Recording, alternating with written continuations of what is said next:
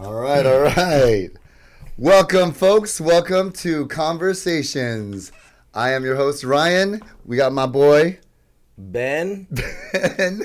And we got a special guest today. We got Jae Pedro, a.k.a. Pedro. What up? Do you like Pedro? Are you still cool with Pedro? Yeah. What do you? How do you introduce yourself to people? I say Pedro Peter Pedro. Pedro's good. I always knew you exotic. as Pedro, so I wasn't sure. Yeah, everyone starts talking to me in Spanish and whatever. I'm like, oh no, it's just a Wait, nickname. so where did Pedro come from? Did you grow up? Yeah, I mean, I have different. Coming from New York, I was one of those New York people that was in a bunch of different groups. And so I had different nicknames. So some people don't even know me as that, or some people do. And, I dated a lot of Puerto Rican, Dominican girls in the Bronx. Okay. Yeah, that's why. Okay. Yeah, that makes sense. So Sounds okay, cooler you're than from the Peter. Bronx. So we'd even like say what he does. Well, Mr. KTown Cowboy. Oh, yeah. KTown Cowboy. Yeah. He's an actor, right? You're an actor. And I'm sorry, this is my first time introducing a guest, so if I'm doing a bad job. You don't need to drown yourself, dude. You good. could just trust. It's all good. Yeah, So so relax. yeah. He puts me on the spot. He's just Wow, like, dude, this is your guest, bro. okay, well, yeah, That's why I'm great. like, yo, like introduce your guest. Yeah. So, anyways, Mr. KTown Cowboy. If you recognize him, you might recognize him from that or from other shows like what else? Hawaii 5-0. Y50, Magnum PI. Magnum PI, yeah. Bosch. I did. Oh yeah, that's right. Mayans MC. Yeah. Mayans. And all of these shows, I get beat up or I die. I was gonna ask, Man. what characters are you playing on all these shows? I'm the guy do you kind of get typecasted into I a get certain type of typecast. role? I'm like the black dude in every horror movie. You're just waiting for me to die. So are you kind of always a criminal, gang member? Yeah, Okay. I get typecasted. as Okay. that. Well, you got them muscles. That's why you kind of Yeah, scary. but man, I'm you more know, than man. that, though. I know, of Of course. course you are, bro. But even first, like meeting you after I think I first saw you on KTown Cowboys, and then Same. and then like knowing you now, and then seeing that role, I was like, wow, you're really good at that, like playing that person because you're so not that person. You know what it in is? real life. It's because I've been bouncing for a long time. I was bouncing in New York for like 5 years. I was bouncing out in LA at the shortstop, the Dodger Bar over there Oh for like yeah, 10 that's years. like my local watering hole, bro. Oh, yeah. So I was there forever. Yeah, okay. And so I always meet like those dudes. Yeah. So I knew how to tap into that guy. No, but you That's were really good in the movie too, because I remember like that was a lot of your storyline too, like your character, and then Oh, the fashion stuff. I cried. Yeah, I remember crying. Oh, damn. I All cried. right. I'm totally honest, and I remember thinking how ridiculous I was because I was like, I know this guy in real life, but like you totally got me on that. Oh, and man, I then, appreciate that. No, it was a really good role. Did you watch it? The Which movie? one? Which one? The KTown Cowboys. Yeah. The full feature. I did. Yeah. Yeah. So my first like ever seeing you was on that. So I just thought that was who you are. Yeah. So when I first met you, I was a little I was like, oh man, this one might be mean to me. No. You No know what I'm way, saying? man. No. But I was like, damn, this was hella nice. Super nice. Nah, I mean, I'm nothing like that. I'm just playing that role. That's you know, dope. Like, So, okay, acting, course. was that something that you studied or you took, like, was that the thing that you came out to LA for to pursue? yeah. Okay, I am honestly, I'm not one of those folks that wanted to come out here. Oh, okay. I didn't want to come out here. I was such a New Yorker. Mm-hmm. Like, I mean, I was such a Bronx kid that even when I moved to like, when I went to Rutgers for a little bit, I had Mm-hmm. culture shock. I thought I was the shit. I was like walking around like, F these Jersey dudes, and I thought I was cool. I was so insecure, you know what I mean? And then when I moved to Queens, I had culture shock because I felt like I was selling out. Like it's so corny. It's so What do you corny, mean? What do you mean selling out? Why would you feel that? Because Queens is kind of, I don't know if you guys know, but in New York, like Queens is kind of known as being more like an Asian area. yeah. Oh, A lot of my okay. Asian friends are from Yeah, exactly. Queens. Like the Got Bronx, it, there's got no it. Asians, and Yeah, for some reason, that really messed me up growing up. But then once I took pride and owned that, I took pride in that, and it kind of became like my identity. It's like, oh, I'm the only Asian dude in the Bronx. Ah, yeah, like yeah, that yeah. was You like. have to act harder. It was so sometimes? corny, yeah. When you're young, you're trying to I find get it. yourself, We've all been And there. so when I was in Queens, I was like, oh man, I'm selling out. I'm in Queens, and like whatever. But so when I moved to LA, it was a big jump. And I didn't Yo, like. this is like Queens. No, it's not. nothing No, like honestly, nicer. honestly, I'm It's so like- glad I moved out here. You know, 'cause I didn't even drive when I moved out here. I was the Yeah, worst yeah. Asian stereotype out there, man. I'm like, I work out, I'm confident. I walk to my car, I was like, oh shit, 10 o'clock, 2 o'clock. Yo, man. Yeah, man. Grandmothers be like, yo, I'm like, oh, sorry. What so year bad. or how old were you when you moved out here? I was, damn, trying to put me on the spot. Okay, what year? You don't have to say it. I Just say came what out here year. in 2009. 2009. Okay. Oh wow, that's Okay. Yeah, 2009. And then a year, that same year, at the end of that year, we shot KTown Cowboys. And it was like, Oh wow! So the first year out honestly, the gate, you like just, when I came out here, I hit the ground running. And I Wow. felt so good. I had such a good crew of people Yeah, that I you had did, met, yeah. like, you know, that are still my friends till this day, like my hardcore, like, LA family, like, you know, and I was so blessed. And KTown Cowboys happened, and, Yeah. you know, and we were, you know, things were happening, and, you know, I drank the Kool-Aid. I drank the Kool-Aid of, like, thinking I was going to be all big and all that, you know. But you know what? I thought, because when KTown Cowboys came out, I thought like, yo, this is it. We made it. Like Yeah. we got a Damn, legit I love project. hearing Yeah, that. we did too. Yeah. Because I mean, well, you were talking about ABDC earlier, right? About like ABDC. America's Best Dance Crew. Oh, yeah. Because that was another thing that the Asian community really rallied around. Like, yo, we made it. We're considered dope dancers now. You know what I'm saying? I kind of had the same thing with KTown Cowboys. I'm like, yo, we finally made it into Hollywood. And it was done well. You It know? was made well. See, Yeah. for someone like me, I have moments in my life where like you hit this moment of like, oh, Asian pride, because I didn't have any Asian pride growing up. Like I'm writing a script about this called No ID, where it's about self-hate. Oh, wow, And I okay. really hated being Asian because just it was the worst thing you could be in growing up. I feel in the that. Bronx, I can you play know? crackhead, by the way. Let me know, okay? No, but then when I saw saw America's Best Dance Crew and I saw like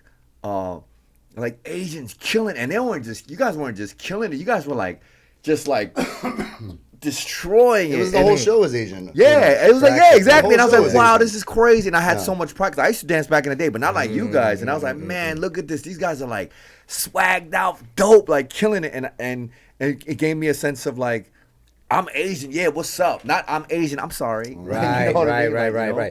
Dude, I think that's really interesting because I meet a lot of people that grew up kind of not around a lot of Asians, so they were ashamed of their Asianness. I'm one of those people. Yeah. You are one of those. I talked about it on this pod because I grew up around a lot of white kids. Okay, yeah, And because I love skateboarding, so the kids who skateboarded back in the day, most of them are white. Yeah. And I was always that token Asian kid with a bunch of white kids, and so I was ashamed of my Asianness. Like I would, you know, when I would call home to talk to my mom, because my mom never let me speak to her in English. I had to speak in Korean. Yeah. But I would kind of whisper it because I didn't want my friends to hear me speak What Korean. would you say? Yeah, Like, say yeah, it. Can you do it? Can you No, dude, I like you're gonna put my You Korean see, on you're the putting him spot. on the spot like he's around like, hey, Brad. See, I'm just like, 나 친구는 집에서 잘 수 있어? Like, you know what I mean? And Yeah. But it's not like they cared, but I just thought Right, they it's all in cared. your, it's within yourself. Yeah. But it wasn't. I mean, of course, Bruce Lee was my hero. He was the one guy that was everybody's hero, Yeah, right? yeah. See, that's the funny thing. Oh, Bruce not- Lee, he wasn't your Bruce- hero? No, Bruce Lee was my hero, but okay. then in the hood, it's like, it was like, what's up, Bruce Lee? It went from like, yeah, and then to Yeah. like, what, and you're like, yo, you're not bigging Bruce Lee up. Oh, you're making so fun of me. now Yeah, yeah. I'm denouncing my hero, who I thought was the baddest dude on earth. Right. On earth, and then now you're like, what's up, Bruce Lee? What up? And you're like, damn, what the hell? Like, I'm looking Yeah. at my idol like Yeah, a yeah. different way Right. now. Man, because, you must have gone through a lot, and especially in the East Coast, being in the Bronx, where you're the Bronx, only yeah. Asian. If you're in Queens, 'Cause you're we're different. kind of sheltered by Asians out here. There's a lot of us, like church. Yeah, no one. But I get what you're saying with the like all that, because yeah. people would make fun of it. Yeah. So when they would do that, that would make you feel like, oh damn, like Yeah. maybe that's not even cool. Yeah. Yeah, you know? I was so confused about Bruce Lee for a while. I was like, damn, Right. man, he's so dope. Like, what's not dope about him? But Right. everyone's making fun of him, like, so, That was their. I feel like that's just their way of. They didn't have anything else. That was the only way. You know, that's classic, it. classic bullying. You know, You classic pick on- bullying. No one's you gonna just- yeah. And they probably admired Bruce Lee Oh, at the end of the course, day. of You know what I course. mean? It was like. Of course. I feel like the movie that changed the game for even perception of Bruce Lee was The Last Dragon with Bruce Leroy. Oh, Bruce Leroy and showing up? Yeah, they're showing up because that was like Motown hip hop Yeah, meets like kung fu and Bruce good. Lee. Well, the crazy thing, I don't know if you guys had this in the West Coast, but in New York, we had this thing where, like, you remember back in the days, Saturday mornings, there was like cartoons, Yes. right? Yes. And at the end, when the afternoon, when the cartoons wrap up on, I don't know what channel it was for you guys, but for us it was like Fox or Channel 5, whatever became Fox. Sure. But after that, it was always either kung fu movies or blaxploitation movies. Oh yeah. It was like it would be like Shaft, or it'd be like Five Deadly Venoms. Right. So like, so you're watching it. So Yeah. everyone was watching like so. Right. And that's like Wu-Tang. Wu-Tang knows Bro, I about was it. about to Wu-Tang say. preaches about this. Yeah, You know what I'm saying? yeah. So like for me, I would always be like so like just enamored by that, because I was like, damn man, you can watch kung fu movies, or you watching Blackula. Right. You know what I'm saying? Yeah. You know, so you had everyone in the hood doing like jump flying kicks, like what the, Right. you know, with jump kicks. But and, see, like, that's so interesting, because what was played on TV was what was the most influential thing for the culture, because we were all TV kids. We just sat in front of TV. Absolutely. Whatever played was 13 what we channels. thought. Absolutely. Yeah, exactly. We had 13 channels, Absolutely. and we just watched the whole especially if you program. didn't have cable. Yeah. Yeah, You had 100%. cable. Yeah, and not only that, like back then, I'm not gonna lie, I feel like TV raised me. 100%. Me too. Yeah, I learned my values like from TGIF Fridays, watching Yes. Family Matters, Yes, Full House, yes. Step by Step. Yep. Like they always had messages. You know, even G.I. Joe at the end of it was like, oh, learn how to swim and do the scissor. And I was like, oh, shoot. I'm like, this is how you more you know. Yeah, like I Yeah. learned everything through that, Yeah. like through like, you know, TV shows back then. Yeah, you know. Bro, same, dude. I have Bill Nye comes through the store, and he like talks to us, right? Bill Nye the Science Guy, and I watched all his shows, like all his show during when I was growing up, and he always like, hey Ryan, you should change this up, and I'm like, oh yeah, okay, sir, yes sir, You Bill do, like, Nye, the because voice. you're like my dad, my uncle, you know what I mean? Like I'm gonna listen to you, because why wouldn't I? You know? Bill what Nye. does he tell you to change up? All right, so I remember during the pandemic, he was like, hey, because I had a sign up about masks and some stuff like that. And he actually stopped and he was like, hey, you should raise the sign up. I mean, this is obvious, but you know, we weren't thinking at the time. Raise the sign up so people could see the sign better and this and that. And then if you make it double-sided, da-da-da-da. And I was like, oh yeah. Oh, so Of he course, gave- Bill gave- Nye. gave you some- Why? He's like, here's how to make Bill it Nye, pop. you're the Bill man. Nye. And I froze. Like, it was like, yeah, I froze and there's like it faded with stars. That's good, But man. yeah, but like I know, yeah, TV raised us. It was like we Yeah. were latchkey kids, right? Yeah, Like, yeah. Our parents Exactly. were working, like just working to survive, and and it was like crazy because I see like all these kids like now they don't even walk home. A lot of them, they're just like getting picked up. They have someone, you know, it's like it's a different like, time. I went through like 2 buses sometimes, like you know what I mean. And for you, man, I want to know like your experiences in New York in terms of like living that. Did you take the subway and stuff to school and like? What are we talking about? Like elementary, junior high, high school? Yeah, let's start at elementary. Or junior No, high. well, I went to junior high school in the neighborhood. Okay. So that's where I went through all my like. I remember 6th grade is when I realized, racism. That's when I realized, because you know when you're young, you don't really understand what racism is. You just Don't know know, you're kind of yeah. different, but you don't really understand. Because I grew up in Brooklyn first. I was born in Brooklyn, and I remember it was like it was Flatbush, not the Flatbush that's gentrified now, but like back then it was just like Scary. It was scary. It's different, you know. And my family had a grocery store. I know out here it's a liquor store, right? But out there it was a grocery store. And I remember across the street was a kid, Thomas, and he had a toy store. And we were 2 Korean kids, and we were both trying to fight at like 4 or 5 years old, because everyone else was black, and we're trying to be accepted. So I remember I'd be fighting, scrapping with this kid because he was my same age, and we fighting. Oh wait, so rather than teaming up, No, we didn't team up. it was like there's only You room were for one only of one of us. us. We were the Asian There can kid. only be one. Yeah. There can only be one. Wow, imagine And we'd be that. fighting. I'm talking about like on the floor, just scrapping, like elbows cut up, knees cut up, and da da da da. And at the end of it, he'd go and come back with toys and give to all the kids toys. Oh, yo, I'm going to the grocery store, coming back with grapes and peaches. Like, hey, anybody want some peaches? Hey, dude. Who want an apple? Like, it couldn't compete. This guy's like a Transformers and Mask and G.I. Joe toys. And I was Oh, like, damn, man, man. that is So yeah, you toys, really understand yeah. racism, but you know that you're different and you're trying to be Right. accepted. So I remember in 6th grade is the first time I understood racism because I remember there was this girl that sat in front of me, and this Puerto Rican girl, and she would always turn around and be like, right?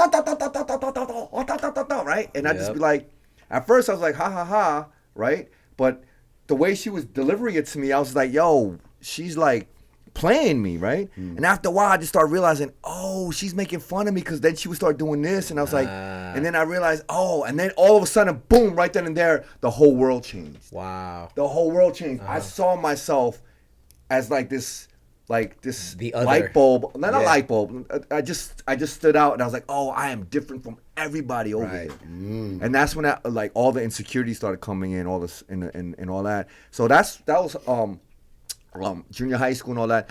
And then I started, getting into trouble because I thought that's what you were supposed to do. And in the Bronx, everyone starts getting into bad stuff early. You know what I mean? Yeah. So luckily for me, and I was following the crowd or whatever because I hung out with the older kids because that's like I don't know why I just ended up hanging out with the older and they got into stuff really early and I was young and I was like, damn man, this is kind of crazy, right? And I remember high school, I was an artist, I drew, and that kind of saved me. And then I remember I had gotten suspended twice, and then my teacher just kind of pulled me out and said, "What is wrong with you? You have all this talent." And she made me make a portfolio and take the test for LaGuardia High School. I don't know if you guys know, but it's like, do you remember the show back in the days called Fame? Yeah, of course. They made a show about it, a movie about it. They made like Glee was kind of based off it. So I took a test, and and somehow I got into that school. Whoa. And I got into every art school that I applied to, and my teacher changed my life. Like if I could go back, I would thank her for changing my life because she steered me in another direction. And I mean, I was willing to. My zone school was so bad that I was gonna go to schools in Queens, bad schools in Queens that aren't even good school, like Flushing High, John Bound High School. They're not good schools, but I was willing to go there because my school was so bad, and not only that, like different hoods were going to that school. So like I could be in a math class and with my neighborhood dudes, and then I could go to a science class and it's like the other projects over there, like all in that, and I'm not going to go to that class. I'm flunking that class, So I luckily I made it to the school, and to answer your question, I was literally I was on the bus and train for an hour and a half one way. Wow. One way. I was waking up at 5:15 in the morning and jumping on the bus and then jumping on the train and falling and waking up, and that's just one hour and a half, and then at the end of that I'm taking an hour and a half back to the Bronx, and I thought like 25-minute RTD ride. No. But I know honestly, I wouldn't change anything for the world. I loved it. Because I got to see the rest of the world outside of the Bronx. No. Like I like. It sounds bad, but I miss those days because it was just so special for me. Like, The way So you stuck with the LaGuardia High School? Is that what you say? LaGuardia High School, and then you kind of pursued more of the creative side. The creative side, because I had never been around like artists like myself. Like, because I always knew I was kind of different. I thought differently. Like, I wasn't like, all my friends were like getting into like tough street shit, like, and then we were robbing kids. One day we were playing with like G.I. Joes. Next we're robbing kids. And I'm like, why are we robbing these kids? Like, you know what I'm saying? Like, I'm getting arrested because I was bad at crime because I'm like, I stood out. I was the only Asian kid. So when they went to the cops. There's one Asian kid there. I don't know, but I know there was a Chinese boy there. So what do you think they're going to do? They always do. Right. Like, even my friends didn't want to roll with me. Like, yo, man, you can't roll with us, man. Like, you always, like, you're like this mask on. Yeah, exactly. So it was like that. And like the first time I started getting into like that, because I was getting arrested left and right. And I was like, yo, what is, like, I can't do this. You know what I mean? And then once they started getting into like shooting dudes and all that, I was like, I'm not with this. Like, I'm not no gangster. I'm not no thug. I'm not none of that. I was trying to do that because I thought that's what you're supposed to do because you're in the Bronx. Right. But quickly I was like, that's not me, So. That's wild. And then like during the pandemic, did you move back to New York for a little bit, or were you here in LA? No, I stayed out here. I didn't eat. And did you? So I know a lot of your friends are like, actually all your friends are not Asian. Like I see pictures, a lot of them. They're that's brothers, home. like this. That's At home, right? But I have my family that took me in. My godbrothers back in Queens. Oh, word. That really took me in. That my godmother pretty much raised me throughout my high school years. Yeah. So I have my family, my Korean family. That's dope. Yeah. How was like during the because we got a lot of Asian hate. Did they? Do you think that like I mean like I know dudes that are like dope. They're homies of mine, but I've seen them talk shit about like Chinese and like the coronavirus and stuff like that. But they're homies of mine. Like they're like, oh, you're a brother, da da da. So I'm like, are we really homies? Not to say that you guys aren't, but I mean, I wonder if you experienced any of that because I mean, most of my friends are Asian and Korean now, nowadays. So it's like how was it during the pandemic for you? Like especially when we were getting a lot of that Asian hate. Did you? I didn't experience any of that kind of stuff. My friends, nothing like that. But I did get caught up with the whole like, BLM stuff and the Asian hate stuff and trying to just spread awareness because there was so much.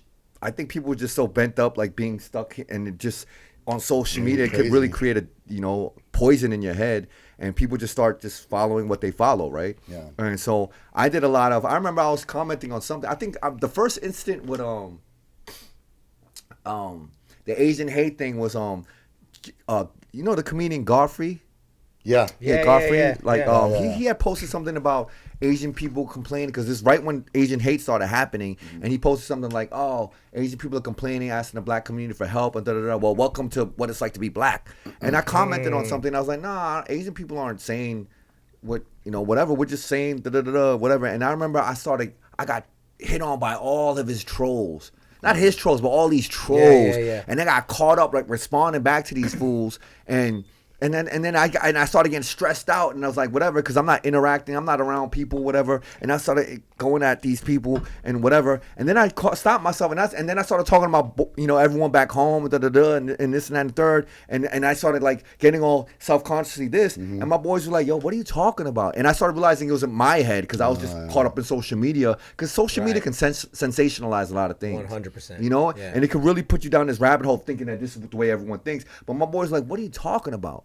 You know what I mean? Like you, I'm me. Like what are we talking about right now? And sometimes we exactly. Like waking me up, and then I started realizing, man, there's so many trolls out there. 100%. They got nothing better to do. That's why they have these dummy accounts. Yeah. Because they just they have nothing better to do with their lives to get stir people, whatever. Yeah. And then I had to just trouble. Yeah, and then I had to backtrack to myself, and I'm like, man, I'm not dealing with all that social media bullshit. Sure, yeah, you know what I mean? Like that shit is. You know what I realized too, because well, it's different when you have a personal experience with something, right? If you personally experience something positive or something negative, that's your experience. So you look through your lens, right? So if, like, let's just say on social media, what we're seeing is like, elderly people getting attacked, right?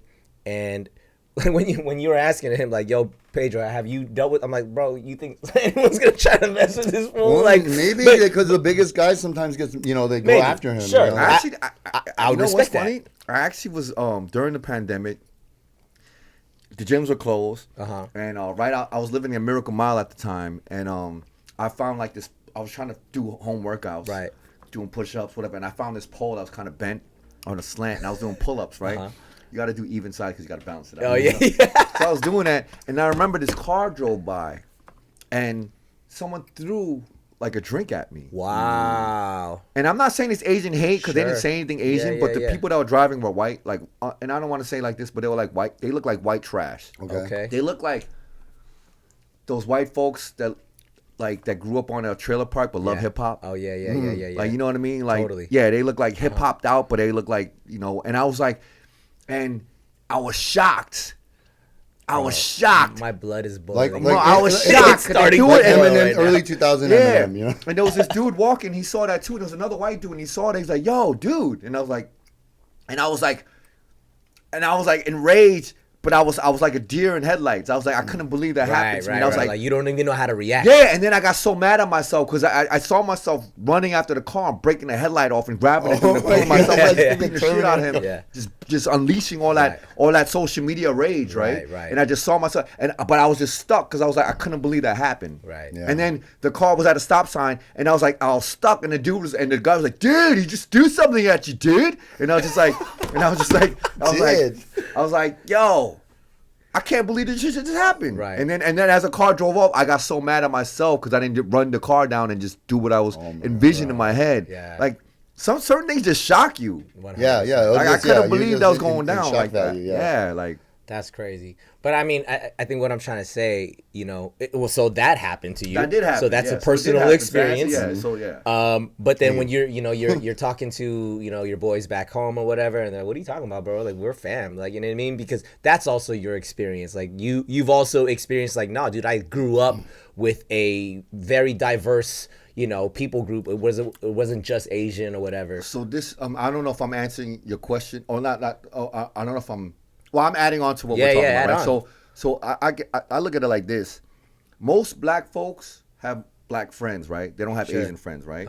Most Asian friends have Asian friends. I don't have a lot of black friends, right? Right. For me, I have a lot, so I know both. Like I grew up thinking I was black, right? I'm not black, obviously, but Yeah, like yeah, I thought that's just all I grew up knew, that right? way, yeah. But so, I started realizing when Asian people post all this Asian hate stuff, I would hit up my boys and they're like, yo, man, anytime something black happens in the black community, I'm the first one to post about it. Right. I'm all like, yo, this is the cops shot this dude, and this is bullshit, and then I'm like, my yellow fist is with the black fist. I'm all about this. Because I wanna at least spread to my Asian friends like, yo, we gotta stand up and speak out, right? Yeah. And then so when Asian stuff was going on, and all this Asian stuff, I hit up my friends. I was like, yo, how come you're not spreading this word? Like, you know what I'm saying? Because this speaks volumes. Because like you gotta let the black community, your friends know that this is wrong too. Right. And then they were like, I'm not seeing these videos. Oh, that's interesting. Because you got to think about it. Asian people are spreading this, so their Asian friends are seeing it, but black folks are spreading black stuff, so they're not. The algorithm. Yeah, the algorithm is like making it like certain way. Right. See the man is messing us up. No, that's why I try to not follow Yeah. like jackfruit and Asians with attitude, because who knows? What if it's like white dudes posting on that and they're like trying to get us riled up? He's super And then they do it on the, conspiracy You're straight up okay, Illuminati. Want my soul and my body. Ryan loves a conspiracy theory. Hey bro. man, He's all the skulls and Santa, you bones. never know, dog. If I'm missing next week, you know what happened. They found out. No, but we have to really be aware Think of that. about that, You know yeah. what I'm No, saying? I We don't have let to it go- get acknowledge me that. You know riled what I'm up saying? now, Yeah. man. So, but then even my boys now, like once I told them about that, and we had that talk. Like my boys now spread it all the time. They post stuff and tag me on it. Be like, yo, you right. Like we got it because you right. Like because they couldn't even say nothing to me. Because when I said, yo, I'm the first one to post stuff, I'm the one sending you stuff, and they're like, I can't even say that. But I can't even argue with you. But they were like, why are you assuming that I see these videos? I've never seen these videos before. Right. And I'm like, how you not seeing these videos? And then I was like, that's right. That's The right. algorithm's not feeding it Right. into your feed. So I Because had the one of algorithm. my close homies who happens to be black. When all the stuff started happening on social media, right? All these videos kept circulating, and he called me, and I was like, "What up, bro?" And he's just like, "Yo, dude, is everything okay?" And I'm like, "What do you mean? What are you talking about?" I was like, "Bro, I just been seeing these crazy videos." I'm like, "Yeah, dude, this is happening." Yeah. And he was genuinely angry. He's just like, "Bro, like why? Why is this happening?" I'm like, "I don't know, bro. You tell me. I don't know." And I'm like, "Dude, I'm angry." And I can sense his anger, but so I mean, going off the fact of like, how are you seeing these videos? Because as you're saying, like maybe the algorithm's not feeding, but this dude's also, he's black, but he has an Asian wife. You know what I mean? So and he loves Asian stuff, and he loves Bruce Lee. He's probably more Asian than he is black. He got nunchucks hanging up in his bathroom. Legit. I'm not even playing with you. He is Asian. Yeah, I'm not even by playing with you. So definition. maybe his algorithm is filled with a lot of Asian stuff. Yeah, You know what I'm saying? But he was genuinely, he's like, "Dude, what can I do?" And I said, "Dude, just spread awareness, bro. Like I know you don't feel that way. Exactly. But stuff is happening because clearly you're seeing these crazy videos. So stuff is happening." And even he went down his own rabbit. I was like, "Bro, I feel like people are paying these kids to do this." Because he's like, it doesn't make any sense. I watch it and he's like, why would anyone do that unless someone's putting them up to it? You know what I'm saying? I know that's also that's a hot take. Hey, look at this. The way I look I at know this fool thinks it's the man. Well, we've all look. For me, I look at it when at first when I saw a lot of the videos, I saw like a lot of young kids, and I'm not gonna lie, man. We've all been young, and I'm not saying this is right, but come on, man. These are young kids, and when you're young, you're not even fully developed. You're following the crowd. It might be one influential kid that's a badass that everyone's scared of. They're doing it, and they're following the crowd or whatever. Right. And so I'm not, it's not right, but like I'm not looking at it like. I mean, it might be, I don't know, but I just looked at it like that. Like, there's bad seeds in every community. Totally. White, black, Asian, everyone. Everyone has bad seeds. But the thing is, like you said, we have to call it out. I mean, for me, it was very important for me to like have my friends post about it because, again, you don't spread awareness until you start letting people know where your stance is. This is not cool. This is wrong. And then people start realizing, yeah, you're right. Because a lot of people don't know where to stand about it. Because let's be real. Since social media, a lot of people became followers. Yeah. Like we all want followers, right? So it's like people just start looking at someone's, followers, and they're like, oh, this person has 500,000 followers. They must know something. So they start following them, and that's like, people became sheep. Yeah, they lost their voice and what their opinion is, and they started following other people, and they started following, all these people. So. I kind of feel like, we got lost in that, you know. Yeah, and you know what's important? What I learned, especially during this time, was conversations, right? Conversations. So like, there was a situation where a customer came in. He was trying to get his mail. I've never met him before, and then I was like, I need to see your ID. He's like, oh, why you got to see my ID? And I was like, because like it might not be you. You know, he's like, oh, so I'm stealing the mail? No, I'm not. I didn't say that. And he was like, and I was like, I could have easily gotten upset, and I'm like, you know what? And I pulled him aside. I was like, hey, look, man, I know all this crazy stuff about Asians and black, all this stuff Asian hate with Asians with coronavirus and this and that, and with the BLM stuff. Like, I gotta tell you, man, like, I know I said this, but I'm trying to protect you, man. Like, I'm trying to protect your mail. So like, I'm just doing you like the way I would do anybody, right? And I said, don't treat me like, I'm sorry, that was my parents. Like, that's our parents that did that. Like, our parents did that, like, that treatment towards, like, your parents or your family. Yes. That was our older parents' generation. That's not us. Yes. Most of us are allies. Like, most of us, 99% of us are going to be allies with you guys. Yes. And I told him that, and he was like, and I was like, all right. And I was like straight up, like, and then he looked at me, and he was like, that's what's up. And then he was like, all right. And then now, like, we're dope.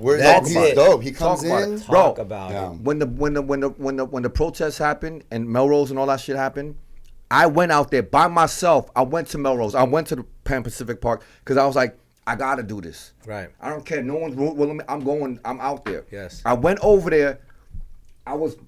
I have pictures on Instagram. Like, I'm by a bus burning down, and it was crazy. But I made sure I went over there because I wanted everyone to see an Asian face. 100%. And I stand out, so I wanted to make sure that anyone's there. Then, because, what's the narrative? Asian people don't support the black community. And especially all the scars from the LA riots and all that history. I was like, yo, I'm going out there. I'm from New York, but I'm going out there. And I went out there, and I remember it was crazy. It was wild, right? Shit is burning and everything like that. And I remember one leader that was actually part of BLM organization. She had a megaphone. Guys, we're going up Fairfax. We're going to Fairfax. But then everyone's so crazy. They're like just they're there for the gram and all the bus and and no one's listening. I got so mad because the message was getting lost and it was just getting crazy. And she's getting frustrated. I'm seeing her face, and I said, man, fuck that. So I said, yo, we going up Fairfax.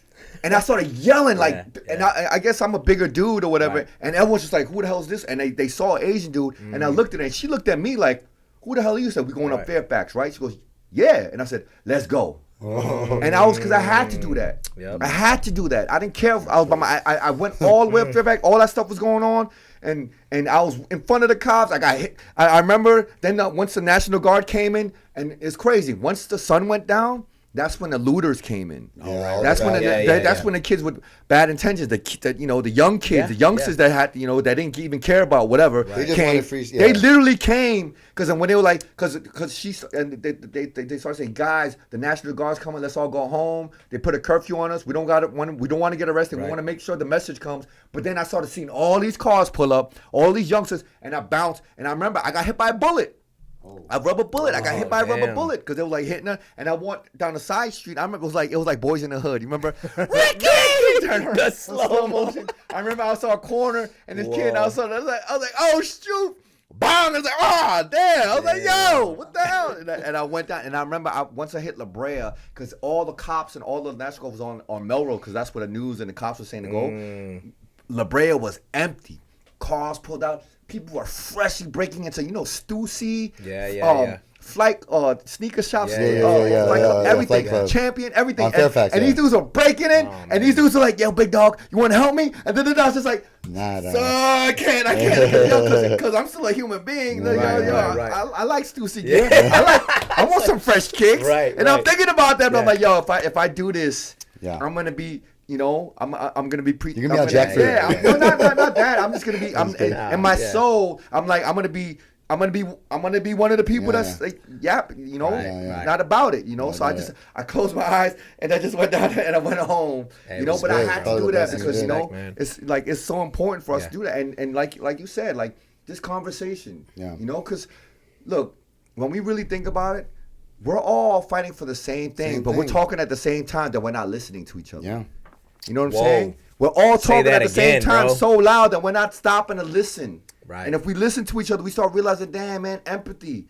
We all just want respect. We want our rights. We want our, Asian folks didn't go through, the slavery and all the civil rights. But we have to acknowledge that all this awareness for Asian hate is because BLM happened. Right. 100%. You know what I'm saying? How long have we been dealing with this shit and no one cared? Right, Still ching chong, and same shit on TV and the media. Yeah. But it's now finally people are paying attention because BLM and people are gonna be a little bit more we have to socially wake up aware to about that. things. And I'm always trying to talk to, like, when I'm at Blue, I found a new purpose at Blue. I used to hate being at Blue because I'm like, damn, man, everyone's laughing at me. I've been in TV shows and I'm still serving drinks 10 years, whatever. But now I'm finding a new purpose because now I talk to people and I have such good conversations with people that I know that these are conversations that resonate moving forward. And I'm always trying to talk to the Korean community that have like that kind of because I'm not from LA. I didn't grow up, especially people my age. A lot of my people my age in LA were gang banging. You know what I mean? Like they're banging, and because they grew up in the riots and they saw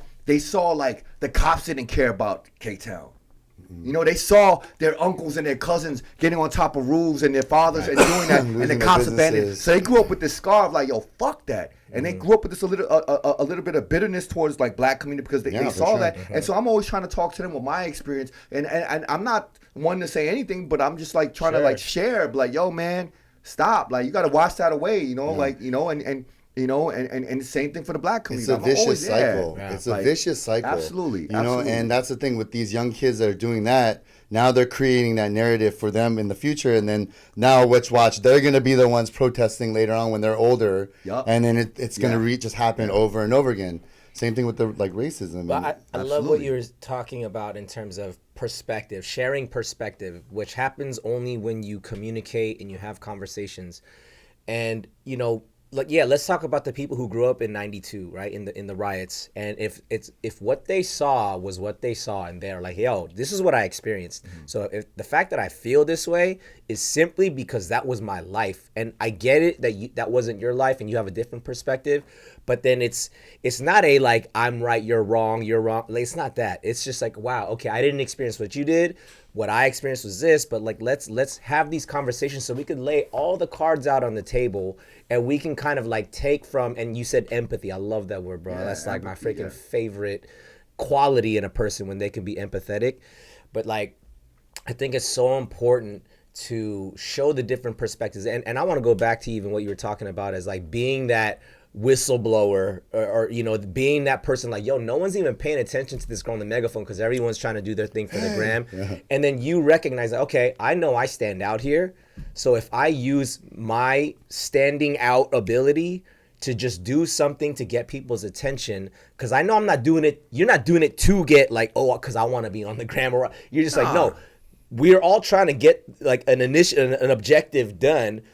Let me just use my voice, my stature or whatever, and using your influence. And that's what I want to get to is like, you were talking about social media, followers, blah, blah, blah, like trying to get the likes, trying to get the followers, and you'll do whatever it takes as long as you can get your numbers up. And I think social media is, I mean, for one, it's a tool. You can use a tool to build, and you can use a tool to destroy. I could use a hammer to freaking build a house, or I could use a hammer to hit someone over the head. You know what I'm saying? Like, it's the same tool. It's just how you use it. And so I think social media and influence, like you in a real life scenario used your influence of like, I know I look different from everyone. And if I like just kind of yell, people are gonna be like, who's this guy? And why is he?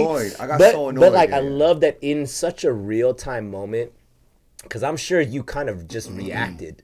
You weren't like thinking like, wait, should I do this or should I not? Like, what are the pros and cons to this? I mean, maybe you did, I don't know.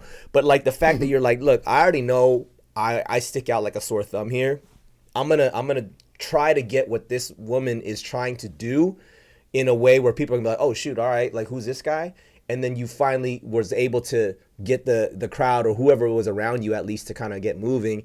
I take that as like, using your social media influence in as a tool to build rather than, self-glorify or to cut down, like you're talking about trolls and spreading negativity and whatnot. I think that is pushing a narrative. That is creating a conversation, because when you use that like to be like, yo, like if I have some level of influence, whether that's on the streets in a real-time scenario or whether that's through my freaking Instagram or whatever. Well, I wasn't even thinking social media because I don't have that big of a No, following, I get it. you know? But I'm talking about influence in general. You could have Yeah. easily been like, oh man, if I'm the one who yells, that people are gonna look at me like I'm crazy. Nah, you know what I mean? I don't even, at that point, I didn't even care. Right. And that's not even, I didn't even care about anything. I just saw, damn, man, y'all fucking up this whole message. Right.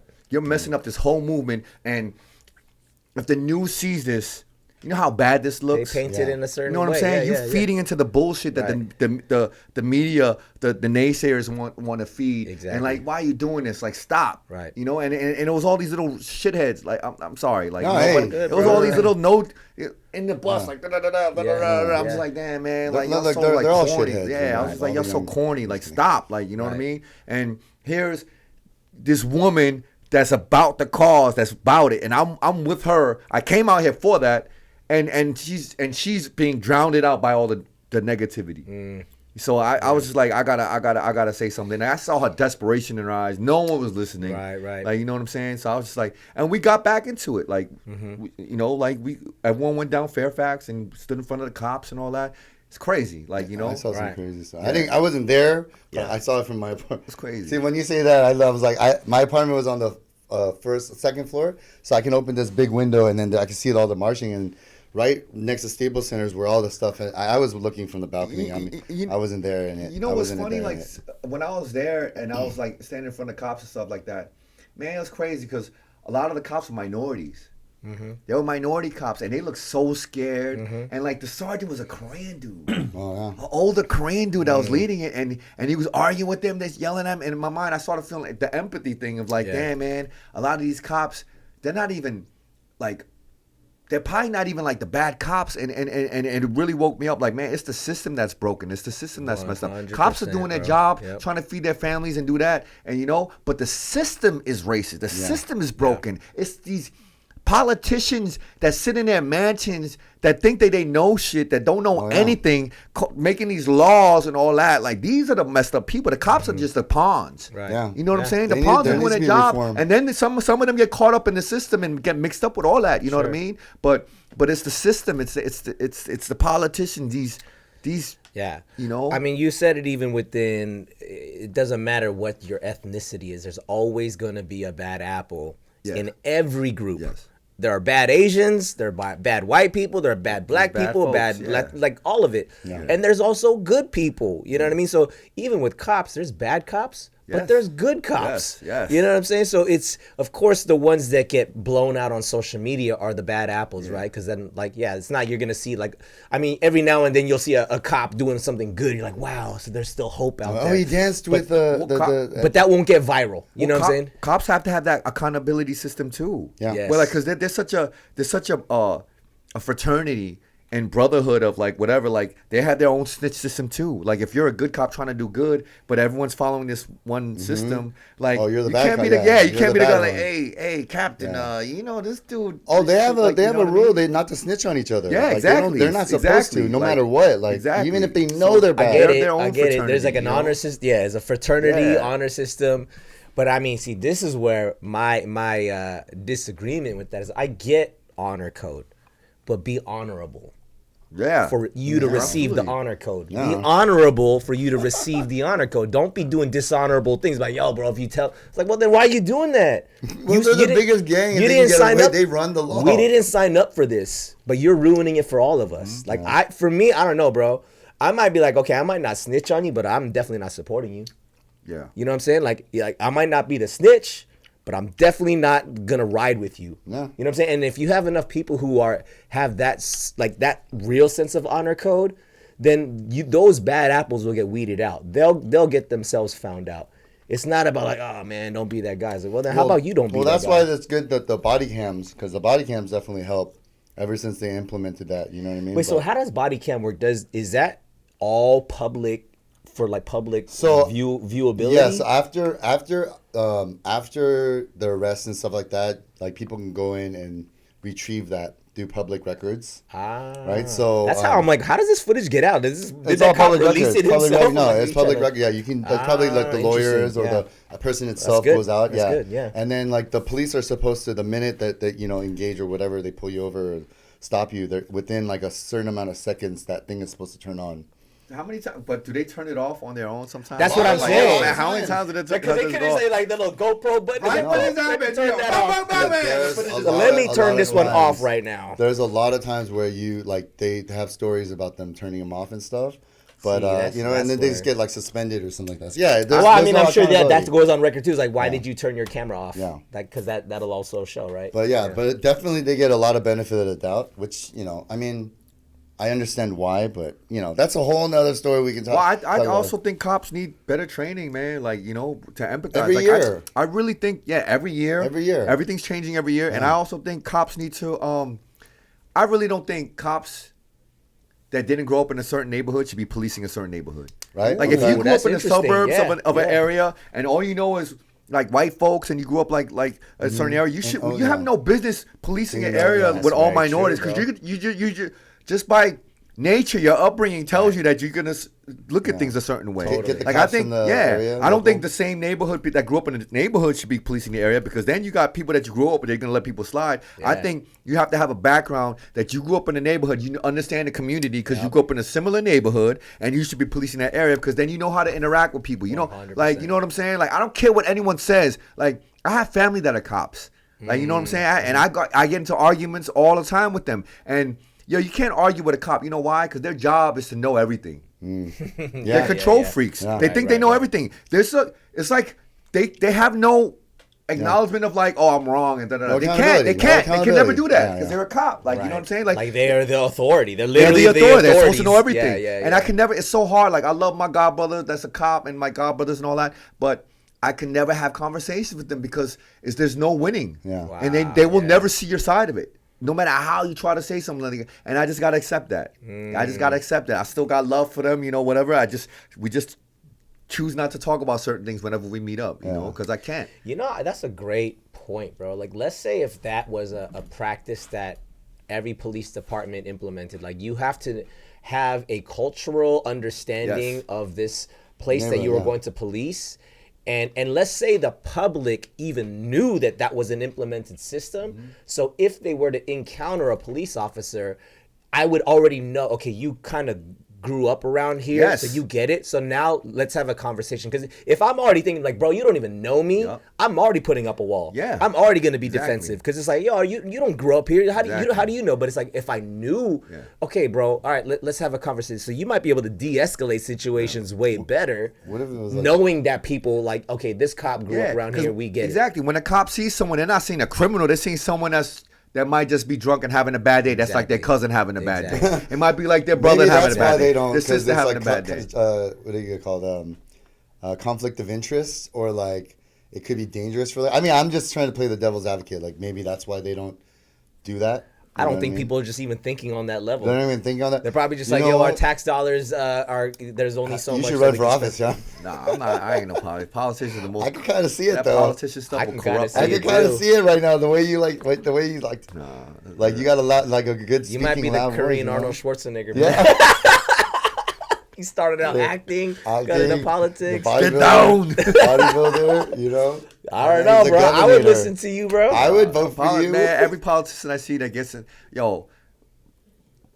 power like corrupts people. Of course. Money, power, respect, all that. I think power can corrupt. It's not automatic. It's not automatic. It's not automatic, but it's such a strong drug. Like it is. Oh yeah, it's very that's tempting. why I can never. And I'm not even saying. That's why I'm saying like I don't. I've never been in that position, But like I got a taste of a little bit when I did KTown Cowboys. You know what I mean? I got a taste of that, and I drank the Kool-Aid, and my ego got so big, man, and I got so humbled now that I'm like, I'm never one to say like I'll never be like that, because I've never been in these shoes, like like.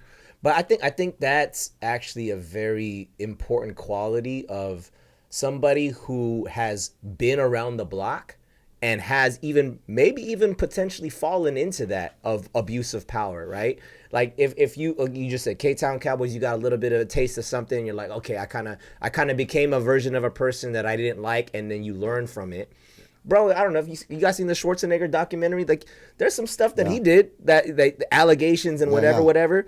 And he even like admitted, is like, yeah, I was young and dumb at that time. I'm sorry. You know what I'm saying? Like, I was famous and you know, I was tempted and I fell, but like, also, and I'm again, nobody's perfect. Yeah. Everybody's gonna always be flawed, always. But if you can taste it, maybe even screw up a little bit, and then, learn from it, and then like I would actually trust somebody who's fallen, and risen out of that fallen place, and be like, yo, I'm sorry, I did that.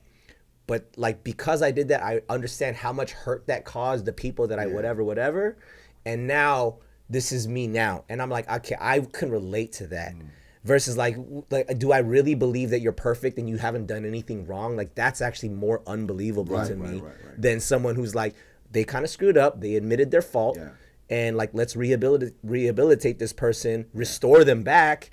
And like, I would trust somebody like that because now you get it. You know what I'm saying? So I think somebody who has tasted a little bit of that and maybe kind of screwed up, but also knows like, okay, we all get second chances. Yeah, humility is the best teacher, right? Yes. Like the best teacher, right? Yes. And that's why I'm not about this cancel culture. Yeah. No. Like, I'm so not about this cancel culture. I'm like, about canceling cancel culture. Yeah, let's cancel culture. I hate everyone thinking that they're sitting on this high horse like we're better than anyone. Like, come on, man. Like, how many times have we messed up? Well, there's a certain level where they're more like, okay, that guy get canceled. I get it. There's like, certain things, there's certain things like that are not forgivable. I agree. But yes, the whole thing like, so you quick, did this 20 years ago. We're so quick to like. No, I hate that. Like, to put the axe on people, and I'm like, yo, man, like, stop. Like, you know what I mean? Like, who are we to think that we're better than anyone else? Like, you know what I'm saying? Like, I think people should get reprimanded and like punishment, time out. Like, you know what I'm saying? Yeah. Like, if you're gonna be canceled, maybe cancel for like 6 months. No. Like, you know what I'm saying? Learn your lesson, and that'll be humility, and then you'll learn and grow from that. That's the best teacher for people to grow. Like you said, grow and to be better, a better version of yourself, learning from your lesson, because you almost lost all that. Totally. But to cancel people, like people, I just think that if there's gonna be a cancel, there has to be a restoration. Like, usually give them a chance to restore back. And sure, it might take some sort of time and like sort of proving yourself. And and not everybody needs to accept the, whether they believe you or not, that's on them. But I just feel like, something that was done 20 years ago is like, that's defines who you are today. Right. You know what I'm saying? Like, have you tracked their progress since that time? Exactly. You know what I mean? Like, give them a chance. Exactly. You know what I mean? So I just feel like, people grow, people mature. Like, 100%. This is the journey of life, right? Like, this is the process. And that's the young kids, the young generation that tries to go back and cancel, like, cancel Eminem for what he said in 2001 or whatever, 99. So I don't, I think that, I do think that the canceling culture is kind of dying out. Like, even the people. It is. It's not as hype anymore. People are sick with it. Yeah, sick of it now. Like, I think people were just really about it during COVID because everyone was bored, bro. And the trolls were out because, like, man, what else do I got to do? I want to just piss some people off because that'll be fun. You know what I'm saying? Yeah. So I think that was like a weird little bubble in time. And I actually feel like that cancel culture energy is even kind of chilling out, which I'm glad. Yeah. You know what I'm saying? I think accountability 100% of the time needs to be there. Yeah, everyone needs to be accountable for what they do and say. Yeah, absolutely. But it's not this like, oh, you did this and now you're forever. You can't. None of your stuff is legit anymore, and like we don't even give you a chance. Shunned from society. Yeah, like, bro. Come on, man. Like, this is people's livelihoods. They have kids. They have families. Like, you know what I'm saying? Yeah. Like society is they forgive though. Like, even like Jeffrey Epstein, like, he did the thing in the past, and like 10 years later, he was like accepted back into like regular life. Has Jeff Epstein been restored? No, not now. Like, the second time, like, after he everything, he died and all this stuff. That's a whole nother thing, man. That's a different. But I'm just saying, like, people like get angry about stuff, and you're right. Like, they just wanted something to get angry about, and then like, like with him, he did something in the 90s or the early 2000s, and then people forgot about him, and then like started letting him back into like like society or like the social, like, you know, the elites. Yeah, like, I don't know network and stuff. about him as an example. Yeah, that might be a poor example for That guy, I don't know, man. that one went deep. Those rich people, like, I don't know, they're But on a whole that's nother what I'm saying. level. Like they're even with that, like people have forgotten about him. You know what I mean? Was what I'm saying. No one cares. Well, I mean, he's also not here anymore. He's dead. You know, he's dead, right? He's left. Yes, I know he's dead. He's left a horrible legacy for No, himself. he's not. No, I'm Unfortunately, kidding. No, yes, he's dead. But like all the even there's like trials and all that stuff that's happening that never get like there's like conspiracy theories. So he loves it. He's such a tinfoil hat guy. He just loves to go down this rabbit hole, man. Hey, Speaking of, you ever hear let's pull up on the have you heard that Hollywood is like pedophile friendly? Oh, bro, I've been hearing. So I've been hearing that, but I don't personally know because I'm not really into like that whole, you know, scene or whatever. Yeah. But I've been hearing that like yeah. Like, do you what? So what I've been hearing, Because there's this not to cut you off, but Sound of Freedom. Sound of Freedom. Yeah. Like Yeah. Hollywood is like not supporting that movie. For some Really? reason. Yeah, something like that. But it's like a Christian theme. It's not a theme movie, but like it Well, was it's a supported by. QAnon movie. It's a lot of QAnon people. I'm about to go watch it tomorrow. I haven't seen But- it yet. So like QAnon people that are supporting that movie. A lot of it's like a huge right wing like QAnon like it was like crowdfunded by people. So you know, okay. It was a crowdfunding. I don't movie. want to go super tinfoil hatty here, but Yeah. this whole QAnon, whatever, right wing, left wing, blah blah blah. When I hear right wing, like even in my head, I have an image of just like racist, crazy people who are just like against this, against that, against, and I'm not saying that is or isn't, but why do I have that image in my head? Because that's what I keep getting fed by whatever I get from the media. It's like, these guys are the bad guys. These guys are evil. These guys are racist. I'm like, if that's the only narrative that I get fed, what kind of image do you think is going to be made in my head? So I'm not saying I am with them, but what I'm saying is, forget the word Q, and I don't even know so much about that group, but let's say right-wing people funded it. The majority of the crowdfunding came from people who or who side with like conservative values, Republican or whatever. And I think that's the thing that, like, you know, I have an issue with in terms of the way that the world paints. Let's just call the way that they paint Christianity. They almost synonymously put right wing with Christianity. So anything that is right wing and or Christian, it all gets viewed in one way. Oh, yeah. Right? It's like, oh, you're racist, you're against this, you're against that. Like right now, because of what you're saying, like the right wing QAnon, people associate Christianity with that. Whenever you see Christians, it's always like the deep South Christians that are like Doing Republican, just like you know, storming the Capitol, Yeah, and you know what I exactly. mean? It's like and, that's and, not in God's us. name, and you're like, Right. yo, It's like, that's not I'm us. a Christian. I don't follow represent that. Yeah, 100%. So Yeah, I think, like, with that, whether, and I don't know I really don't know anything about how Sound of Freedom was made and funded or whatnot. But the fact that you're saying Hollywood's not supporting it, I find it interesting. Yeah, I'm like, I why mean- not? Right? It's about human trafficking. Yeah. And Sex trafficking. Yeah, and it's a real thing. But like, so to your point with like, yo, like that there is all this pedophilia, whatever. Then it opens up the door to that Hollywood doesn't Are they support trying to Sound of Freedom, cover it right? up? And then that opens up the door to that Hollywood is like kind of like secretly supports like pedophilia. You no, know, well, I don't really know much about the this, narrative is definitely like that side is definitely saying like Hollywood. There's even, and yes, I'm sure there is. I'm sure there is a huge like a underbelly of that kind of stuff going on because you hear about like Disney stars going through this and the abuse that people go through, and it's all about image, right? Image and money, and there's so much money involved. So yes, why there's obviously probably stuff like that going on. To the level of what they're talking about, I don't know. I don't think so. I feel like something like that, to hide something like that would, especially at their level, would be way too hard.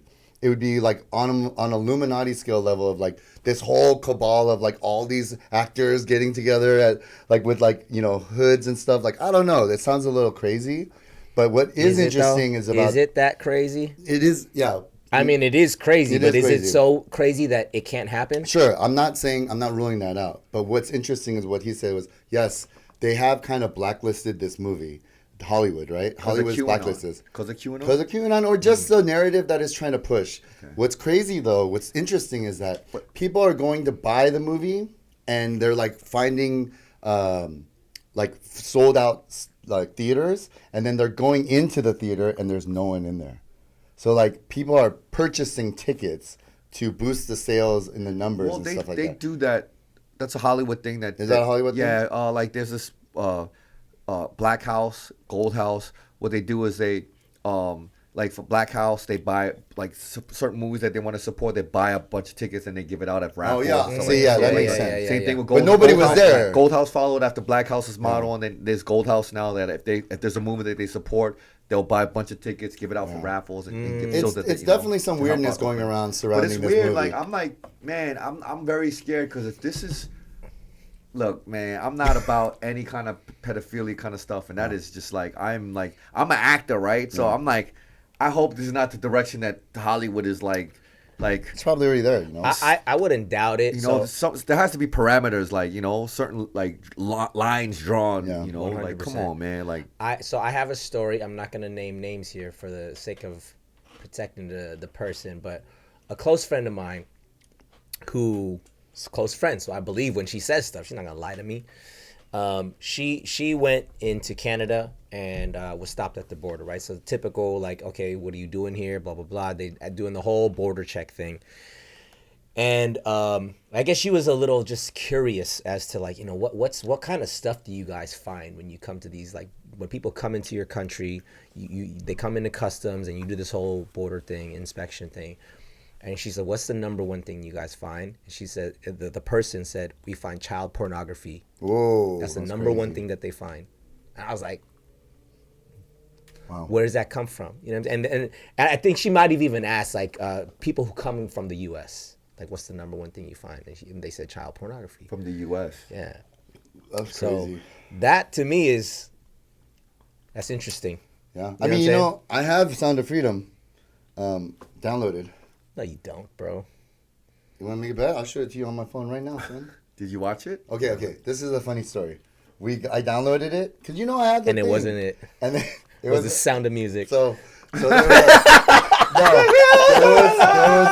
was two black people, right? And they're in the bed talking, and Beryl's like, babe, I don't think this is the movie. And I was washing the dishes. I was like, why do you say that? She's like, because there's like a black couple talking on a bed. And I was like, babe, don't be racist. Just because there's black people in there, like, it's probably the start of the movie. They're probably characters. And then I finished watching, and I came over, and it was like a BET movie. Or it was like a Hallmark movie. And I was like... Just titled the same? It's called Something of Freedom. But I don't know what the thing is. But I started busting up. And yes, we did download it. I tried to. But somebody trolled and put that troll version that's hella online. funny. And like... But I've been trying to find it because I want to watch it. I'm interested in it. I'm just curious it's why Henry Cavill or Henry Cavill. Yeah, right. Yeah. No, not Jim Henry. Caviezel. Jim Jim Caviezel. Caviezel. Sorry. The guy who played Jesus. Jesus, yeah. Yes. Ironically, yeah. Yeah. I mean, How about you don't download it and go freaking support it by buying a ticket, man? that whole QAnon I don't thing download it. What do you mean? I didn't say that. That whole QAnon thing is. I won't out you. I just found that out. I just learned that. I didn't even know that. Yeah. It's. I mean, it's like this radical sort of right wing group. Yeah. No, I know QAnon. Yeah. I'm just. I didn't know that it was funded by QAnon. No, I it wasn't. didn't- I wouldn't I say. had no Don't idea. quote me. It wasn't funded by QAnon, but a lot of the people who funded the movie are QAnon supporters. There's one guy that actually got arrested out of the 6,000 crowdfunder. He was arrested for child kidnapping.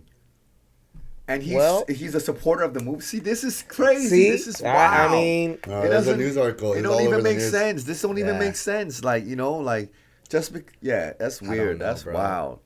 That's so wild. I don't know what else more to say about this. Yeah, This is like we are now If we all treading. disappear, then you know We are treading a date. we No, were man. hitting something on the No, nose but right there. we're talking about some stuff that, like, you know, we. Here's the thing, man. When you hear something through the grapevine and you see stuff on social media, you see news articles, you question, right? You're just like, wait, where's this all coming from? Mm-hmm. And conspiracy theory or not, these are conversations that we need to have. You know, at the end of the day, it's like, why are people talking about? Like, did someone just make this up and then they're just trying to spread it like gossip? Yeah. And then if it's actually really not true, why is it spreading so much? You know, like even all this talk about aliens and UFOs. Because we're stupid. If it's not true, why are people talking about it so much? Because now the truth is skewed now. Yeah. We live in a time where like like social media has ruined the news, right? Yeah. Like right now, no one knows what the truth is anymore Yeah. because no one fact checks anymore, and facts are gone now, right? Yeah. Social media is a good thing, but the bad thing about it is I kept on saying this, man.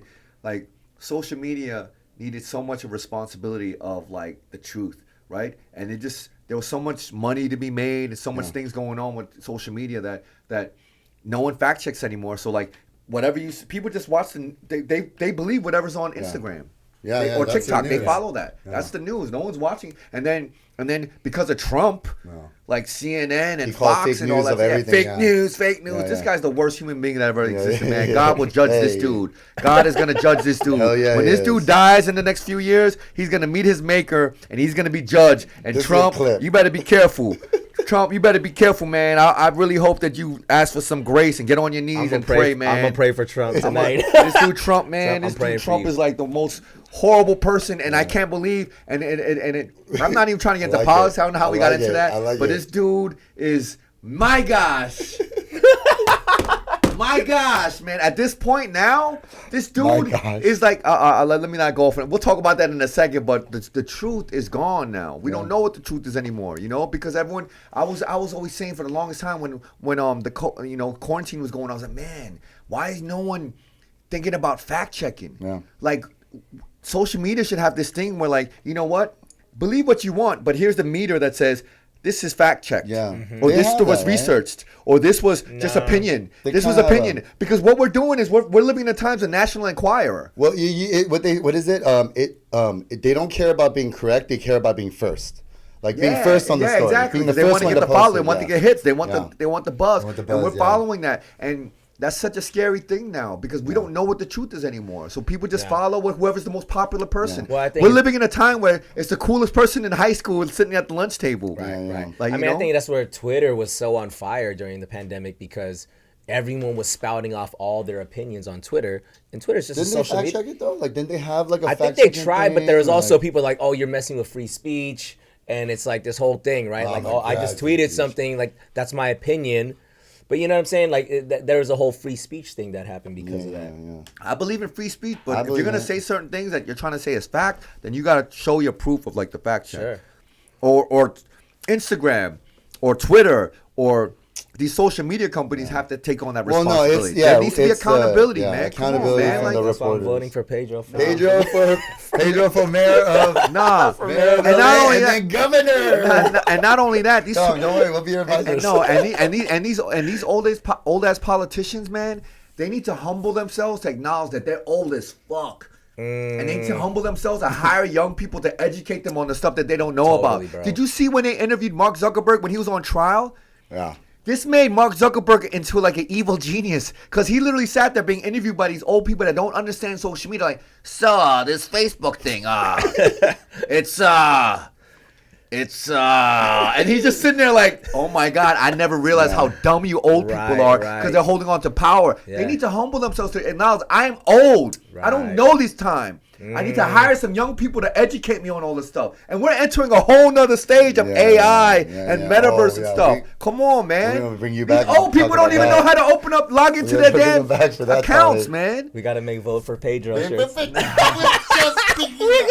Bro, We gotta bring you're that. right here, bro. I was listening to you. Yeah, like, just vote thinking about for like, But aren't you guys Pedro. with me? Like, I am Totally with with you, you. bro. Totally with I am you. 100%. just like I'm so scared for this country. I love like being in America, like, you know, being like we live in a country like this, but we need to like there's so much that we need to like these people in power need to humble themselves and come back down to earth and be level grounded and realize, man, like while we're doing all this and fighting, man, the powers that be of evil of like Russia and Putin and China, they're plotting like, yeah, they're gonna take over. Do you want a country that has no human right, that don't believe in human rights, to take over the world power and the influence? Yeah. That's scary. Do you want Russia or Putin, a dictator, to take over the world power while we're sitting there bickering about politics of left and right? Come on.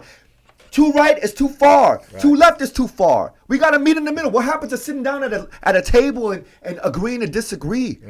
That's the beauty of human nature. Is being able to say, man, I never saw it from your perspective. Let me look at that. Right. Instead of being like, no, you're wrong. Cancel. I'm never talking to you ever again. Come Right, on, man. right, That's right. so stupid. Yeah. We live in such an ignorant culture now. Yeah. Like, You know? Yeah, 100. Like bro. we all need to like humble Bro, ourselves. I love your energy right now, So bro. good. So I've been No. like, Don't No, say no. sorry. This Dude, is what this show is about, bro. Yes. This is Like- let's talk about the stuff that really matters, and not like oh yeah we're the most cutting edge whatever. This is our perspective, but the fact that every one of us in this room are Asian American, right? We grew up. You grew up in New York. We grew up in LA, and there's different perspectives here. We grew up in a time where there was no social media, and now there is social media. Yeah. We grew up when there was no internet, and now it's all in everyone's pocket. Yeah. You know what I'm saying? So like, we literally are the generation that saw from a nothing to like a everything. You know what I mean? Right. And like, that's why I think our generation. Yes, our right here. This age group, Yes. like more or less. Because I mean, because we know the old school and we know the new school. Exactly. So we know that side and this side. But see, that's the thing. Those old guys they're mayor that you know, they were young at some point, right? So. But when they were young, so I think I really feel, and then I don't know, people may ream us in the comments here, but it's fine. We literally, this room right here, not just the three of us, but our generation, we were of the generation where we knew payphones, we were latchkey kids, we had 13 channels on a TV. There was, some people had cable, zero internet. Like, you were rich if you had a computer even. Yeah. And then we went from there to like, we saw all of that develop.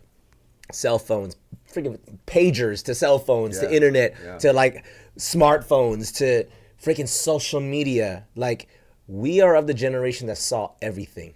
Yeah. All of it, from the nothing to the everything. We're the best. And I think, I think there's something valuable. There's something valuable about what our generation represents, because we know what it was like when it wasn't there, and we also know what it's like when it's here, and it's in full blown. Now we got AI, we got all the things that are popping right now. The next phase now. So I think our generation, I think there's something pivotal and key that we have in terms of experience. I think we have the ability to understand, and we got to humble ourselves too. Like, we got to be talking to Gen Z, absolutely, Gen Alpha, absolutely. You know what I'm saying? Like, there's a new generation prior to Gen Z now. You know what I'm saying? Like, the people who grew up, I don't even know what the years are, but you know what I'm saying? Like, prior to Gen Z, I don't know. I got to Google what these years are. Yeah. But then, you know, we're like the millennials, right? And I think that there's something really pivotal that we've experienced where we can know, yo, we need some. Hey, come up here. I need your help. I don't know this. Because like the generation above us, they I think they're just so far past. Yeah. They're just like I don't want to shame older people, but What's like, the generation? Which would be the generation? I would say, before us? I mean, not even say Gen. Not like Gen X, because like there's millennial and then there's Gen X, right? Yeah, the hippies, right? Like that. Yeah, whatever that generation above millennial is, but then even the ones who are in like governmental power are probably in that group and even older. Yeah. They don't, the boomer generation. Like, they don't know what it's like to even be a kid now. To even like, they don't even know, what's social media? Yeah. You know what I mean? Like, they're like, there might be some people, there might be people like what's followers? Like, I don't know what that means. Yeah. So if you don't know what that means, then you don't know how to talk to this generation. Right. So I think there's something powerful about this generation that we represent. Yeah.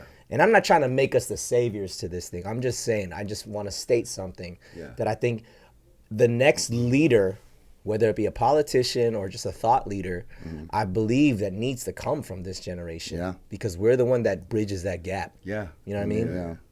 And I think that's you. Look, I know we're just joking around here, but you know, let's play this. Let's just put it on the board. Boop. And then God, you know, if that's what you think is good for Pedro, boop, you know. That's funny. You know, and we'll be your advisors. We'll get into the God driver. Like scared. I can get to LA. I'm not like smart enough to know any of that stuff. I just have my opinions and what I. That's what why I you think, don't need to be. You just need to be good.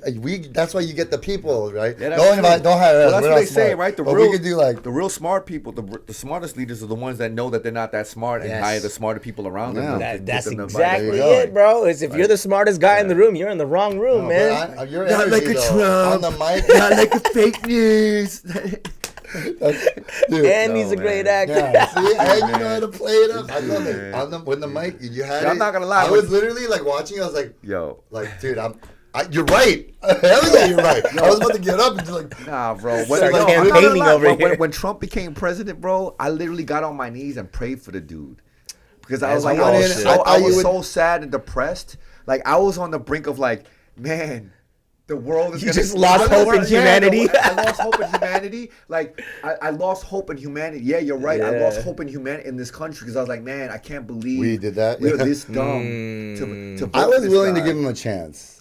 I wanted to the give him a beginning. chance. Well, you had no chance. Or you had no choice to Day give him. two, it was like, Yeah. now this guy doesn't Like, like I it. just couldn't believe that this guy won. Right. And then I literally prayed for this dude. I was like, man, I hope I'm wrong. Humble me to know that I'm the stupid guy. And then it was worse than I could have even imagined. Damn it, I was right. You know that, Worse than I could have even imagined. And then the fact that he has so many supporters makes me so sad. there's a lot of MAGA in Koreatown. A lot of MAGA. There's a lot of MAGA in A lot of Koreatown. MAGA. Yeah, Crazy. there's a lot of It's MAGA. crazy. And you think the crazy thing is, it really has to be like, oh, deep inside you're racist, deep inside you're sexist, deep inside like I can't help but think, because if you're gonna support that and knowing that some he's of like them that, are my he's friends, blatantly yeah. like that, then I'm just like, man, but I can't. Like I don't want to hate nobody. I don't want to be divisive. I try to give the benefit of the doubt, but man, like that's hard for me to swallow, man. That just makes me say that you are insensitive to people that are the lower class of people, like that in your mind. Like you have no empathy for the people that have come up a different way from you. Right, You know what I'm saying? Like Trump has no empathy whatsoever in his bone. All this guy knows is rich. He was born with the platinum spoon in his mouth. This dude doesn't know struggle. This guy doesn't know. He didn't earn his money. You know what I'm saying? He is King Joffrey grown up from Game of Thrones. Can we do a Trump episode? I feel like this is it. No, I think we not doing it? we already in. All right, yeah, I don't. Yeah, we'll we'll go next time. Like we'll do it. I don't know, man. We trying to get political here. This is it. Once we talk Trump, once we go out there, no more Trump, because Vero, she banned it from this house. Okay. I can't talk. I don't. Okay, She hates okay, it when we I won't talk have to shit talk about about it. We won't Trump. talk about Because we it. can go all night about it. Yeah, I don't want to rock the boat. I don't know how this episode went. Yeah. I don't want to get into all that political. too, because I'm sure there's probably people listening like, oh man, I'm tuning out right now because there might be Trump Fuck supporters. these I don't know. guys. But I'm just saying, man, even if you're a Trump supporter, I'm saying, all right, I respect that, but just really think about it. Just really think about it. Not the Just second really, time around. And I'm saying, I'm gonna say this: the latest thing right now, Mar-a-Lago thing, right? This dude had his people that work at the hotel transferring evidence and hiding it and lying. And then What are you hiding? So think about it. You want to put the smokes up and say, oh, it's to sabotage the election. This was all going on before he ran for office. So stop it. Just wake up and just smell the coffee and just think for a second. Stop drinking the Kool-Aid and just think for yourself. Not as a Republican, not as a Democrat, as a human being. Just think about it and just let it sit with you. That's it. That's all I can say. I'm not going to tell you what to think. Just say it. I love that. You know what? I want to double down on that last thing you just said. It's not about a party that you side with. It's about what you feel is right as a human being. As a human being. And even with that, people have different opinions on what it means to be a human being. And that's fine. Everyone's entitled to what that means. Morality, ethics, blah, blah, blah. We're not here to preach about what everyone should think, feel, or believe. Yeah. But think of it from a human being standpoint. Versus, but I vote this way or I vote that way. Yeah, forget like, the don't party like, lines. yeah, Forget just the take party that lines. out of it. Yeah. Like, what is your standing as a human being? What do you feel convicted by? Yes. I think that's where we need to be having these conversations. Let your conscience tell you. Yes. Like deep inside, forget the past, forget what class you're in, forget what race you are, forget all that. Yes. As a human being, let your humanity speak and talk to you, like to your conscience. Yes. Man. Yo, yeah, this on and on. Hey, we can go forever. But I feel like I really enjoyed this conversation, Pedro. Man. But like, that just says let's bring you back, man. We'll definitely bring you back. I had so much fun. So thank you for having me. Thank you for taking your. I miss this. I miss. I told you we used to do podcasts all the time. I miss talking about real stuff and not trying to like just talk out of this character. No, we'll definitely bring you back. But outside of all that, dude, we know you've been in the game for a minute. You're somebody that I've known, out in the scene, and just in the LA scene and like the Asian American scene and like the KTown scene. And what I want to just give you right now is your flowers, bro, for just representing yourself as yourself. I never met a version of you that I was like, oh, he's kind of different now. Yeah. Like you were the same too, person that when I first met you, which was years ago, and that you are now. Yeah. You're the same person, and humble, so kind. Your empathy really, really comes across, bro. And like, of course, man, like I know your talents, and you are still, you're just getting started, I feel, bro. Yeah. Nah, You're just paying your dues. Honestly, you're paying your dues, young. That means a lot to me. And when I watched the performance and I cried, I'm not just saying, because when I watch, sometimes when you watch your friends, it's hard to get into it because you're like, I know that guy. It's like, but then like I got into it and I was like, you're a really good actor. And I remember Vera was like, he's really good, because she cried too. And then we were like, and when I hear this, like, you hear about all these big stars, they went through all these many years of what you're going through, and you're just paying your dues. But I think you got it, so keep working at it. I've been. Thank you both for those words of encouragement. I've been so humbled. Like I said, I drank the Kool-Aid, and I was chasing after that, like most people that chase after certain things, and that's the ego talking. But recently, I'm a faith guy. I believe in what we believe in, and honestly, like I've been so humbled, and honestly, I went back to the reason why we did it in the first place. And the reason why we did it in the first place in 2010 is because we had no representation. So our circle, my boys, we got together and we're like, let's do something that just represents us. And we did that. And honestly, recently, I've been so blessed to meet so many young folks that come up to me years later, pull me to the side, even at Blue, when I'm kind of embarrassed because I'm still working at the bar, serving drinks and paying my dues forever. But when I meet young folks, like I met this guy that's a chef, and he pulled me to the side. I was like, yo, Young, can I get a picture with you? And I was like, yeah, man, sure. And we sat down. I was like, yo, man, when I was growing up, I had nobody. I'm from Philly, and I was just, all I do is make food. And all of a sudden, when I saw you, it gave me inspiration to do what I'm doing. And now I'm doing all this, and it's all thanks to you. And I was like, oh, man, thanks, man. And I was like, yo, look, what's your handle? Let me just get your contact. I found him on Instagram. He has 800,000 followers. Chef Chris Cho, shout out to Chris Cho. Yeah. I was like, damn, and he was like, I would have never done this if I never saw KTown Cowboys. Wow. And then that blessed me. I was like, thank you, because you made my day. You're reminding me of why we did this in the first place, from the heart. Forget all the ego, forget all the fame and all that smoke and mirrors, right? I met another kid that came up to me, and he was with his uncle, and his uncle was drunk and acting a fool, and I was like, oh man, they were fan, and he pulled me to the side, and he goes, Hyung, I caught him in the bathroom. I was like, Hyung, I'm so sorry, I don't mean to cut it up. Like, can I get a picture with it? Yeah, sure. And he goes, Hyung, you don't understand. When I was growing up in high school, I was a loser. I was like so ashamed. I was chubby, overweight, and I was so embarrassed. I grew up in an all-white neighborhood. I saw KTown Cowboys. Something happened to me. Wow. And now here I am. I work in finance. I make this, and he was just like, and I felt so like humbled and grateful, and it reminded me of why we do what we do, right? Like why we do it, and forget all that other stuff. Like, in the essence of being human, right? And like all that's like, that means the most to me. So thank you, like, for the words of encouragement, because this keeps me going, man. Like, like I can keep doing what I'm doing, because I know that it's not about that. It's about this. 100%. Don't worry, I'm gonna drop a plan for the campaign. We gotta make the merchandise first. Just to bring out the Napoleon Dynamites. Oh my gosh, I love it. Hey, but Pedro Helm, dude, thank you so much for stopping through. We gotta do this again. We will do it again. It's my pleasure. This is so fun, man. This is so fun. Hey folks, thank you for tuning in for another episode. If you are finding us for the first time, we got a handful of episodes before this, so make sure you go follow Conversations Pod, Conversations _ pod on IG, TikTok, and our Twitter is Conversations _ That's it. And follow me. Follow Peter J. PETRJAENYLA. NYLA. I get some followers. No, we're gonna. It's not about that, right? No, it is about that. We were gonna plug it in the caption anyway. How dope you are. Make sure you like and subscribe so you don't miss an episode. Tag us, share with your friends. We regram all that stuff, and that's it. We love y'all. Appreciate the support. We'll see you on the next one. Peace and love. Conversations. We out.